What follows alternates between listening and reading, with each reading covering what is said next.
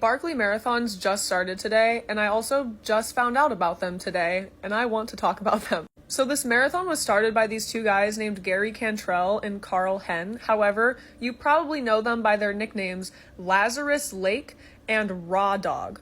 They were inspired to create this race because they just casually one day were talking about the 1977 escape of the assassin of Martin Luther King Jr. And apparently, when the assassin escaped jail, he only ran about 12 miles in the course of 55 hours. And Gary looks at Raw Dog and is like, I bet you I can do 100. And thus the Barkley Marathons were born. But that's not where it gets funny, actually. Everything about this race is so weirdly secretive, down to the registration opening. So you don't know when registration opens. You don't know the time it opens. You simply just send them a letter saying, this is why I should run this marathon. And then if you get accepted, they send you a letter of condolences. If you are a first-time runner, you are dubbed a virgin runner, and you need to bring a license plate from your state of residence. It does not need to be your license plate. It can be any license plate, actually. If you are a returning runner, you have to bring something like a flannel or one white sock, and that just depends on what Lazarus needs at that time. And then finally, if you are a returning finisher, so you've completed this race, and mind you, there have only been 21 people out of the thousands that have completed, but if you have finished the race, you need to bring 1 pack of Camel cigarettes.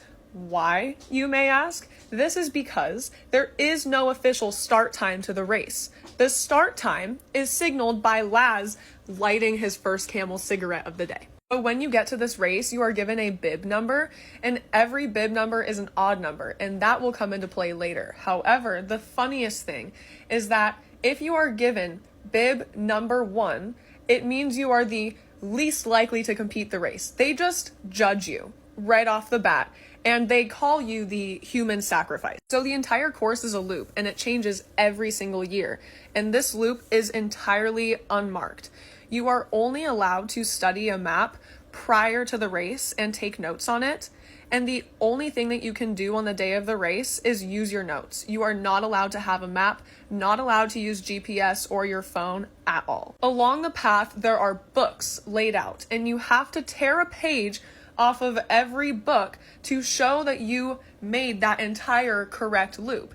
Now, that is why every bib number is an odd number, because the page that you tear out of the book is your bib number.